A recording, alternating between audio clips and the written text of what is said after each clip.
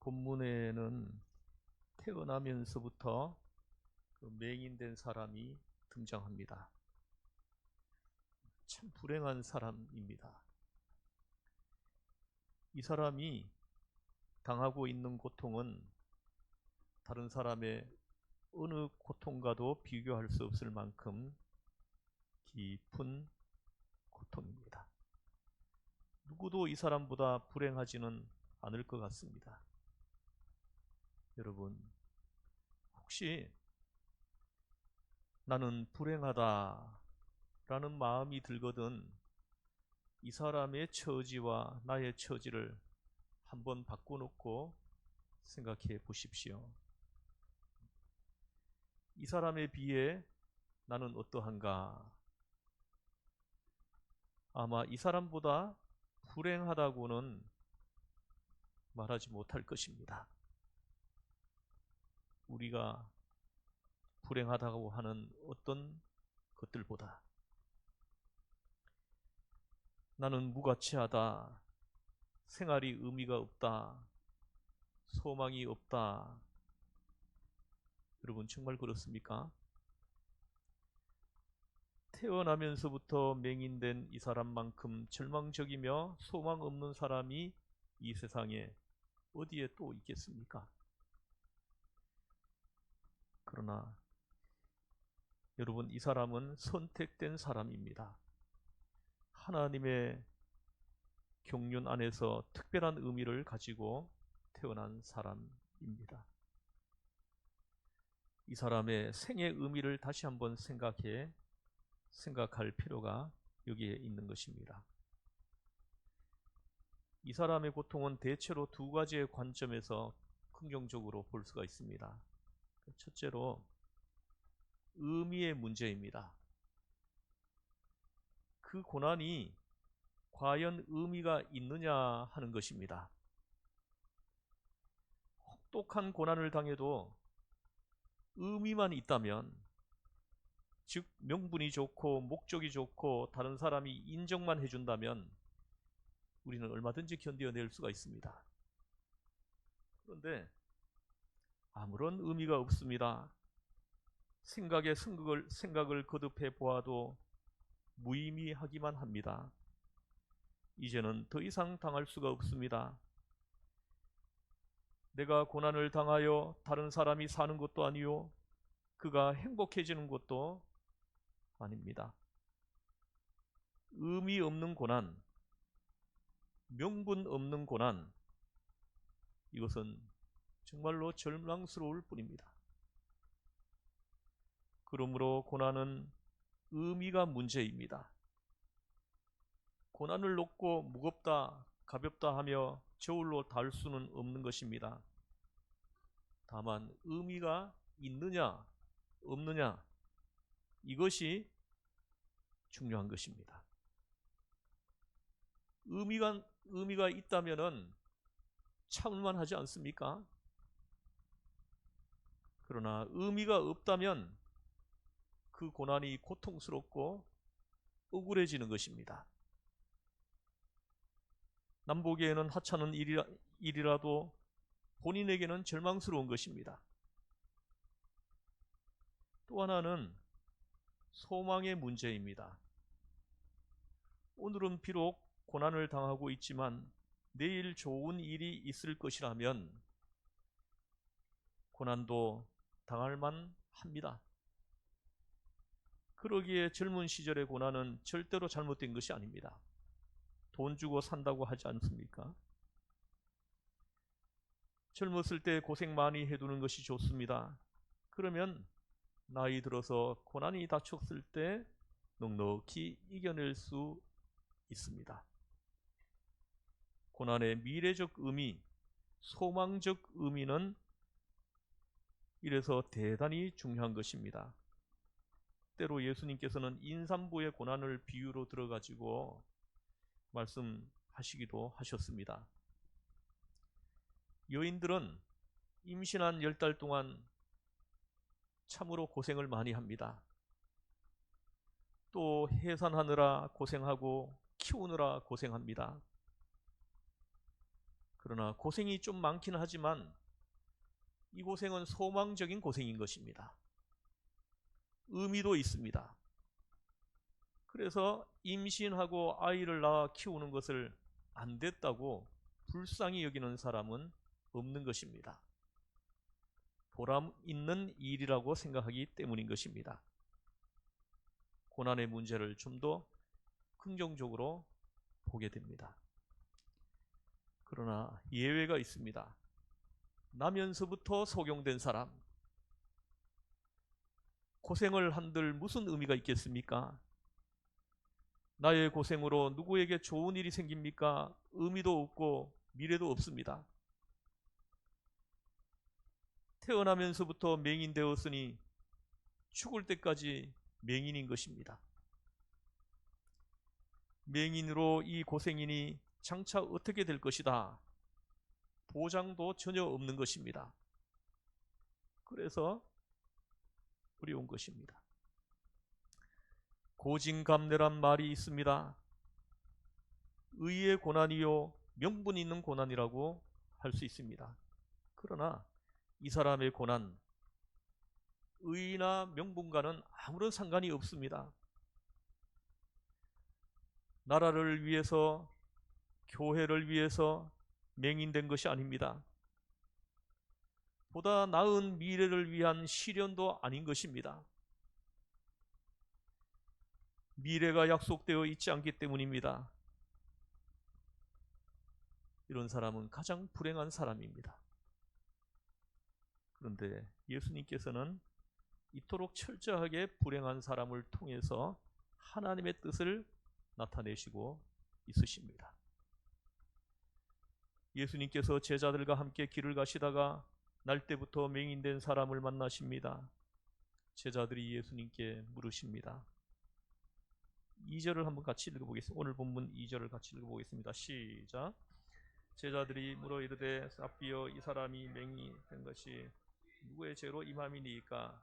자기니이까 그의 부모니이까? 여러분, 여기에 좀 생각해 볼 문제가 있습니다. 먼저 죄 때문이라고 생각한 것입니다. 이 사람이 맹인된 것이 죄 때문이라고 생각합니다. 하나의 대답을 미리 가지고 있는 것입니다. 좀처럼 양보하지 않는 철저한 대답입니다. 모든 고난은 죄 때문이다. 이렇게 생각하는 것, 이것을 기계론적 인과율이라고 합니다. 고난이 있다면 그 원인은 죄 때문이다. 그러면 누구의 죄인가? 이렇게 추적해 들어가는 것입니다. 불행도 질병도 죄 때문이라고 해석을 합니다. 여러분, 인간은 충분히 건강하도록 하나님이 지으셨습니다. 이 사실에 이의를 달 수 있는 사람은 아무도 없습니다. 인간의 구조를 보아도 그렇습니다. 삶 그 자체가 질병과의 싸움이라고 하지만 인간에게는 스스로 치유할 능력을 하나님이 주신 것입니다. 소화 능력을 한 예로 들어보겠습니다. 이 소의 내장을 날것으로 먹고도 거뜬히 소화시키는 사람이 있습니다. 사람의 소화 능력이 그토록 대단한 것입니다. 좀은 끔찍한 이야기지만 독사가 내뱉는 독을 먹어버리는 사람도 있습니다. 상처나 혈관 속으로 들어가면 온몸에 독이 퍼져서 생명을 잃게 되지만 먹어서 소화시키면 더할 나위 없는 보약이 된다고 합니다. 그렇습니다. 사람에게는 독도 보약으로 만드는 능력이 있는 것입니다. 이제 의학적인 문제는 차치하고 성경적인 문제로 넘어가 보겠습니다. 그러면 충분히 건강하도록 창조된 사람이 왜 약해지는 것입니까? 왜 병이 드는 것입니까? 다른 사람은 다 이겨내어 건강한데 약해진 이유가 도대체 무엇입니까? 이상구 박사의 이론에 따르면 T 임파구가 약해져 가지고 그렇다 합니다. 이 백혈구가 약하고 임파구가 약해가지고 병을 이겨내지 못한다는 것입니다. 본디 사람은 건강하게 만들어졌습니다. 특별히 전문가가 쓴 책에서 읽은 이야기를 하나 해보겠습니다. 사람들이 술을 마시지 않습니까? 술을 참 많이 먹어요. 요즘 사람들 보니까요. 술을 마시면 힘이 좀 생기는 모양입니다. 목소리도 커지고 쓸데없는 용기도 생기는 것 같습니다. 놀랍게도 술에 취하면 강해지는 것이 둘이 있다고 합니다. 그 하나가 만용입니다. 뱃장만 자꾸 커집니다. 그 둘이 성욕입니다. 이 둘만 강해지고 나머지는 모두 약해진다는 것입니다. 술을 마시면 어떠한 병에건 걸리고 마는 것입니다. 일례로 술을 마시지 않는 건강한 사람은 병균을 가진 여자와 관계를 해도 절대로 전염이 안 된다고 합니다. 그 병균을 넉넉히 이길 수 있기 때문인 것입니다. 그러나 술을 많이 마시는 사람이 술을 마시고 관계를 하면 단 한 번에도 전염이 된다고 합니다. 참 놀라운 통계입니다. 사랑하는 성도 여러분, 신앙적으로 바로 서고 인격적으로 정신적으로 건강할 때에는 모든 병균을 넉넉히 이기는 힘이 생겨나는 것입니다. 정신적으로 영적으로 도덕적으로 약해지면 결국 병균에 대한 저항력을 잃어버리고 마는 것입니다. 여러분 깊이 생각해 보십시오. 일단 죄 때문입니다 라고 겸손하게 인정해야 합니다. 여러분 예수 잘 믿으십시오. 그래야 건강할 수 있습니다. 인삼녹용이다 뭐다 하여 보약 좋아하다가는 자칫 보약 중독증에 걸릴 수도 있습니다. 본문으로 돌아가서 다시 한번 생각해 보겠습니다. 제자들이 예수님께 누구의 죄 때문입니까? 이렇게 물었던 것은 당시의 미신적인 이해 때문이라고 하겠습니다. 유대 사람들은 출생 전부터 영혼이 존재한다고 믿었습니다. 출생 전의 영혼도 범죄할 수 있다. 본인의 죄입니까? 라고 물었던 것도 바로 이러한 사상을 배경으로 해서 한 질문인 것입니다. 출생 전에 이미 죄를 짓고 태어난 것이 아니냐는 것입니다. 다분히 미신적인 생각입니다. 신학적인 이해가 잘못되어 있기 때문입니다. 또 하나는 윤회설적인 해석입니다. 즉 부모의 죄가 이미 출생 전에 그에게 전가되었다는 것입니다. 부모의 죄로 내가 이렇게 태어났다. 이것은 충분히 그럴 수 있습니다. 부모의 성병 때문에 자식이 맹인으로 태어나는 일이 얼마든지 있지 않습니까? 예수님께서는 이 문제를 신학적 논란의 대상으로 삼지 않으셨습니다. 이것이다 저것이다 딱 부러지게 대답하지 않으십니다. 대개 사람들은 다른 사람들의 고난은 죄 때문이라고 말하기를 참 좋아합니다. 죄를 얼마나 지었길래 저렇게 태어났을까? 벌 받았다고 하는 것입니다. 그러면서 내가 당하는 고난은 의인의 고난이라고 말을 합니다.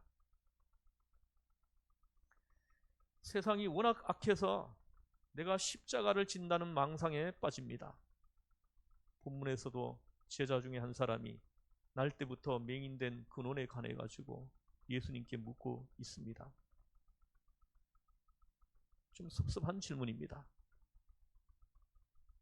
이 사람을 위하여 우리가 무슨 일을 하면 좋겠습니까? 이렇게 물었다면 예수님께서 얼마나 칭찬을 하셨겠습니까? 묻는다는 것이 고작 누구의 죄 때문입니까? 입니다. 이 소리를 들은 이 맹인은 얼마나 기분이 언짢았겠습니까? 제가 그 맹인이었다면 아마 고함이라도 질렀을 것입니다. 당신들은 죄가 없어서 눈 뜨고 다니는 줄 아느냐? 그러나 이 사람은 워낙 그런 소리에 익숙했던 터라 참는 데에 이력이 난 모양입니다. 아무 말 없이 비난까지 감수하고 있습니다. 이때 예수님은 어떻게 하십니까?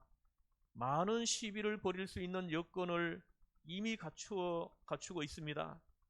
그러나 논란의 여지를 중단시키십니다. 다 덮어놓고 전혀 다른 각도에서 보십니다. 죄 때문이건 아니건 본인의 죄건 부모의 죄건 상관하지 않고 있으십니다. 어떻게 해서 생긴 불행이냐는 문제가 되지 않습니다. 사람의 일만이 아닌 더 높은 차원의 문제가 있기 때문입니다. 예수님의 이 일을 하나님의 사역으로 보셨습니다. 마귀의 장난이 아니요 하나님의 일입니다. 인간이 만든 불행이 아니요 뒤에 하나님의 손길이 있다는 것입니다. 그것도 심판적 차원에서가 아니라 구원론적 차원에서 이 맹인을 보시고 있는 것입니다. 인간적인 관점으로 보면 무척이나 불행한 일입니다. 이미 끝난 일이지만 하나님의 사역은 이 불행 때문에 중단되지 않습니다. 이대로 살다가 죽어간다고 해도 하나님께는 엄청난 일이 이루어지고 있는 것입니다. 지속되고 있습니다. 절대로 실패가 아닙니다. 이것이 예수님의 시각인 것입니다. 또 본문을 자세히 보십시오. 이 사람이 맹인된 그 원인을 과거에서 찾지 않습니다. 본인의 죄냐, 부모의 죄냐, 사회의 죄냐, 세상의 죄냐, 이런 것은 모두 과거일 따름입니다. 그러나 저들은 과거가 원인이 되어서 오늘이 되었다고 지금 추궁하고 있는 것입니다. 철저히 인과율적입니다. 이제 예수님께서는 이 관점을 바꾸어 놓으십니다. 원인이 있다면 과거가 아니라 미래에 있는 것이라고 완전히 바꾸어 버리십니다. 3절을 한번 같이 읽어보겠습니다. 시작. 이 사람이나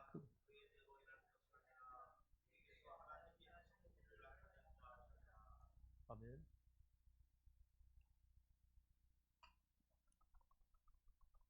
여기 보십시오. 하나님이 하시는 일을 나타내고자 하심이라 하십니다.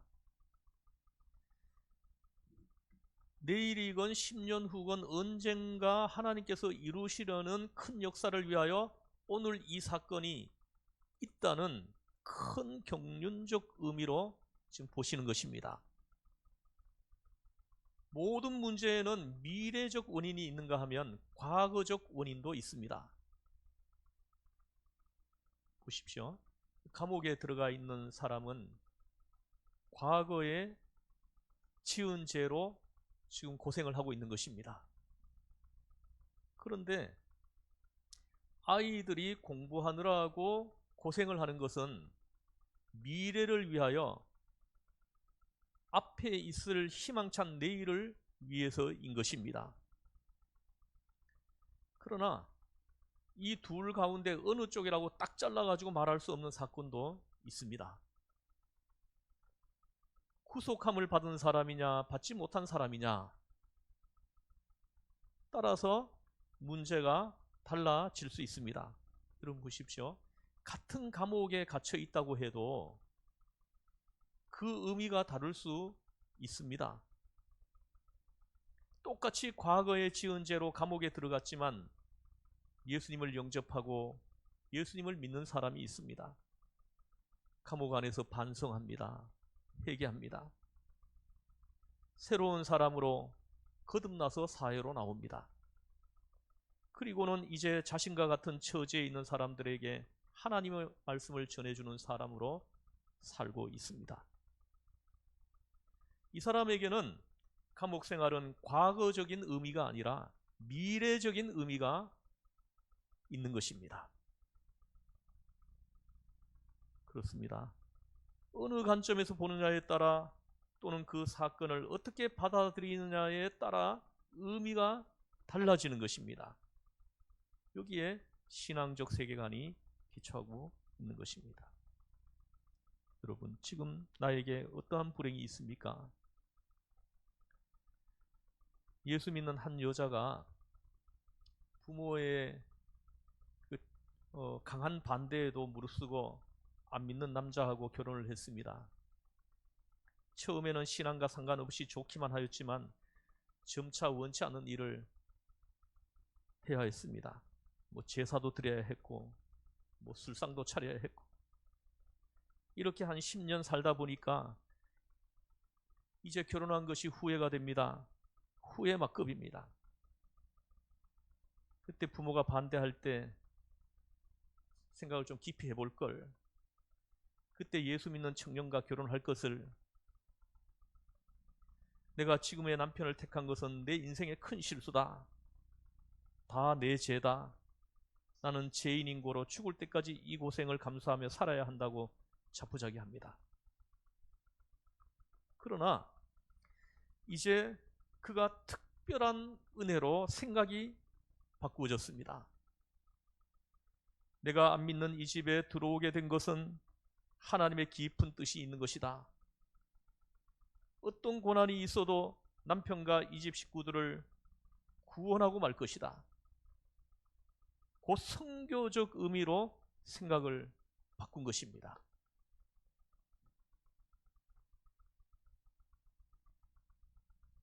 이 사람의 지금 고난은 미래적 고난으로 지금 바뀌어지고 있는 것입니다. 마음만 달리 먹기만 하면 오늘의 이 고난이 과거의 것이 아니라 미래의 것이 되는 것입니다. 오늘 본문을 보십시오. 하나님의 하시는 일을 나타내고자 하심이라. 하나님의 하시는 일을 나타내고자 하심이니라. 아멘. 여기서 나타낸다라고 하는 말은 헬라어로 파네로데입니다. 파네로데의 뜻은 빛입니다. 빛이 비친다 하는 말입니다. 하나님의 사역, 하나님의 엄연한 역사는 감추어져 있을 때가 참으로 많습니다. 사람의 눈에 드러나지 않을 때도 참으로 많은 것입니다. 왜입니까? 깊이 숨겨져 있기 때문입니다. 너무 깊이 있어서 이해할 수가 없습니다. 그러나 특별히 예수님과 만나는, 복음과 만나는 계기에 이것이 빛과 같이 나타난다는 것입니다. 밖으로 노출된다는 것입니다. 지금도 감추어진 일이 너무도 많습니다. 신비롭게 감추어진 하나님의 사역이 있습니다. 하나님의 구속의 역사가 있습니다. 우리가 그것을 깨닫지 못할 뿐인 것입니다. 어떠한 계기를 통해 믿는 사람에게 노출되면서 빛을 발하는 것입니다. 하나님의 하시는 일이 비로소 그 사람에게 나타나는 것입니다. 그러면 여기서 계기란 어떤 것을 말합니까? 인간의 자존심, 인간의 명예, 인간의 행복이 와르르르 무너지는 때가 바로 그 계기가 되는 것입니다. 인간의 가치관이 완전히 부정되는 순간에 하나님이 하시고자 하시는 일이 비로소 나타나는 것입니다. 하나님의 하시는 일이 나타나게 하기 위해서는 적어도 두 가지의 일이 합동해서 작용해야 합니다. 그 첫째가 예수님과의 만남입니다. 예수님과 만나야 돼요. 만나는 체험이 있어야 됩니다. 그때 하나님이 하시는 일이 나를 통해서 나타나기 시작한다는 것입니다. 말씀과의 만남입니다. 예수님과 복음에 만나는 사건이 있을 때에 거기에 하나님이 하시고자 하는 일이 드러나게 된다는 것입니다. 또 하나는 그리스도의 말씀입니다. 말씀이 전해져야 합니다. 말씀은 평범한 가운데 전해지고 있습니다. 지금도 말씀이 전해지고 있습니다. 예수님께서 갈릴리 호숫가에서 계실 때 베드로가 물고기를 잡고 있었습니다. 밤새도록 죽을 고생을 하며 수고하고 잡은 것이 하나도 없었습니다. 이제는 배에서 나와 이제 그물을 씻고 있습니다. 그런 베드로를 보고 예수님이 말씀하십니다. 베드로야, 깊은 데로 가서 그물을 내려서 고기를 잡으라. 지금까지 그물을 내리고 있어서도 한 마리도 못 잡았습니다. 그런데 다시 던지라고 합니다. 지금 말씀이 선포되고 있는 것입니다. 베드로에게. 그것도 새벽이 아닌 다 밝은 아침에 말입니다. 깊은 데에 던지라고 하십니다. 저 어부들의 경험에 비추어 보면은 황당하기 이를 데 없는 것입니다. 그 말씀에 할 말이 너무도 많습니다. 별다른 일을 새롭게 하라는 것도 아닙니다. 지금까지 해온 그 일을 반복해서 하라는 것입니다. 그러나 분명하게 다른 것이 있습니다. 지금까지는 나의 지혜와 경험으로 해왔지만 이제부터는 말씀에 따라 하라는 것입니다. 여러분, 예수님의 일, 하나님의 일이라고 해서 뭔가 특별할 것이라고 생각하지 말아야 합니다. 그저 설거지하던 사람은 설거지하고 청소하던 사람은 청소할 것입니다. 가르치는 사람은 그대로 가르치고 장사하던 사람은 계속 장사할 것입니다. 하던 일을 그대로 합니다. 그러나 여기에 다른 것이 있는 것입니다. 그것이 무엇입니까? 전에는 단순히 돈벌이로 하던 일이었고 내 마음대로 하던 일이었지만은 이제는 주님의 말씀에 따라서 하는 것입니다. 그것이 달라진 것입니다. 의사가 오늘 예수님 믿게 되었으니 직업을 바꾸라는 것이 아닙니다. 이제 어제 장사하던 사람이 오늘 예수님 믿으니 다른 일을 하라는 것이 아닙니다. 하던 일을 그대로 하십시오. 그러나 이제는 말씀을 따라서 하는 것입니다. 말씀을 듣고 하는 것입니다. 그 말씀대로 하는 것입니다. 베드로는 똑같은 그물을 내렸습니다. 그런데 이제 그물이 찢어지도록 잡히지 않습니까? 이제 본문을 다시 보겠습니다. 예수님께서 땅에 침을 뱉어 흙을 이겨서 맹인의 눈에 발라줍니다.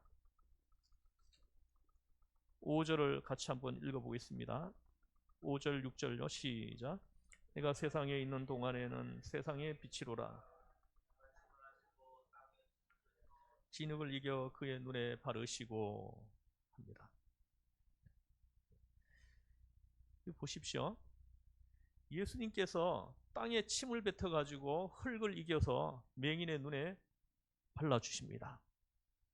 이스라엘 사람들의 풍속은 우리와 비슷한 면이 좀 꽤 있는 것 같습니다.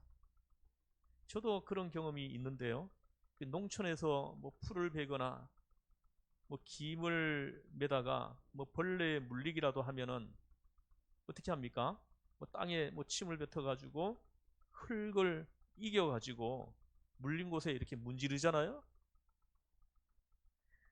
의학적으로 따져보아도 이것이 타당한 근거가 있다고 합니다. 무슨 약성분인가가 있다고 하는데 자세하게는 모르겠지만 상당한 해독작용을 한다고 합니다. 생각보다 잘 낫습니다. 이제 본문으로 돌아가 보겠습니다. 눈에 진흙을 이겨 바릅니다. 벌레에 물렸을 때나 그렇게 할 일이지 눈에 그렇게 하고 있는 것입니다. 참으로 놀라울 일입니다. 도대체 어찌하겠다는 것입니까? 예수님은 벌레 물렸을 때나 쓰는 아주 평범한 방법을 쓰십니다. 침을 뱉어 이겨서 눈에 발랐다는 것입니다.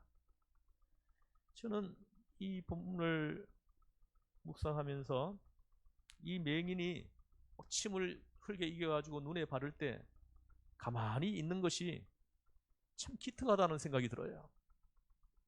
성미급한 사람 같았으면 아마 막 소리를 질러대지 않았겠습니까? 그러나 이 사람은 가만히 있습니다. 이 하나만으로도 그는 훌륭한 사람이라 하겠습니다. 그러고 나서 주님께서는 이제 실로암에 가서 씻으라, 실로암에 가서 씻으라 하십니다. 참으로 어렵습니다. 평범하기도 하고 불합리하기도 합니다. 그러나 여기에 말씀이 있었습니다. 주님의 말씀이 떨어졌습니다. 놀랍게도 이 맹인은 주님의 이 말씀에 순종합니다. 이것이 후속 치료입니다. 지금 당장 치료되는 것이 아니라 말씀에 순종하는 과정을 통하여 비로소 치료되는 것입니다.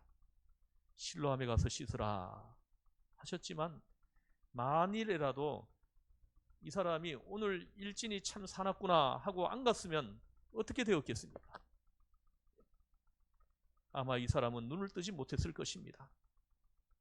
실로암에 가서 저의 손으로 물을 떠올려 눈을 씻는 그 과정에 순종이 있어야 합니다. 믿음이 있건 없건 확신이 있건 없건 오로지 순종이 필요했습니다. 여러분, 믿음이란 무엇입니까? 절대적인 순종입니다. 그 이유야 물을 것도 없습니다. 본문에 보면 실로암에 가서 씻으라 그만 했을 뿐이지 그리하면 눈을 뜨리라 라는 말씀도 하지 않습니다. 틀림없이 눈을 뜨게 되리라. 아멘. 이랬으면 얼마나 좋았겠습니까? 그런데 단지 실로암에 가서 씻으라 라고만 하십니다. 이제 다시 소급해서 생각해 보겠습니다. 맹인으로 태어난 이 사람이 예수님께 나와 내 눈 좀 고쳐주세요 라고 말한 것이 아닙니다. 기도한 일도 없습니다. 제자들과 지나가시다 보고 대화를 하셨을 뿐입니다. 예수님께서 붙드시어 눈에 진익을 이겨 바르고 씻으라 하셨을 뿐입니다. 상황이 이렇습니다. 여기서 순종할 사람이 몇 없을 것 같습니다. 이 사람 위대한 사람입니다. 아무 말 없이 그대로 순종합니다. 실로암까지 가서 저의 손으로 물을 떠올려 씻는 동안 눈을 뜨게 되었다. 얼마나 놀라운 일입니까? 사랑하는 성도 여러분, 여러분 일상생활에서 하나님의 말씀을 얼마나 많이 부정하고 삽니까? 내 생각하고 틀리면 하나님 말씀을 무시하지 않습니까? 하나님의 말씀이 이끄는 여러분의 삶이 되시기를 바랍니다. 말씀이 이끌어주는 대로 순종하면서 따라가는 여러분의 믿음의 삶이 되시길 바랍니다. 거기에 기적이 일어난 것입니다. 여러분의 믿음의 길에 많은 기적이 나타나기를 주 예수의 이름으로 축복합니다. 기도하시겠습니다. 하나님 아버지,